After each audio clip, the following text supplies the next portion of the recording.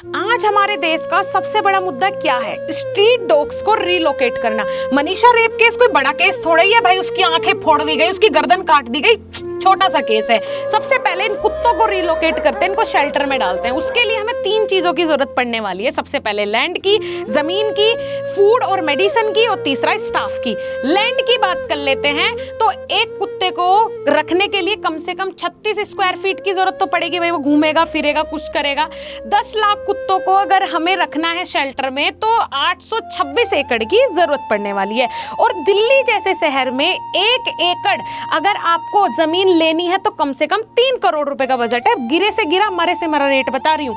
और वहीं पे अगर हमें 826 एकड़ लैंड पे कुछ बनाना है तो कम से कम 5000 करोड़ से ज्यादा का बजट आएगा। फिर उसके बाद फूड, भाई एक कुत्ते के लिए कम से कम हम 40 रुपए रख लेते हैं पर डे, जिसमें उसकी बीमारी भी आ जाएगी, खाना पीना भी आ जाएगा। 10 लाख कुत्तों के लिए 1460 करोड़ रुपए का बजट आ गया। फिर उसके बाद स्टाफ की बात करते हैं। भाई कुत्तों को संभालने के लिए आदमी तो चाहिएंगे। 100 कुत्तों के लिए 10 स्टाफ रख लिया, जिसकी मरी से मरी सैलरी हमने 15,000 रुपए रखी। स्टाफ की सैलरी पूरी हो गई 4000 करोड़। टोटल बजट आ रहा है जी 10,460 करोड़ रुपए का, जो कहां से जाएगा? हमारी जेब से जाएगा।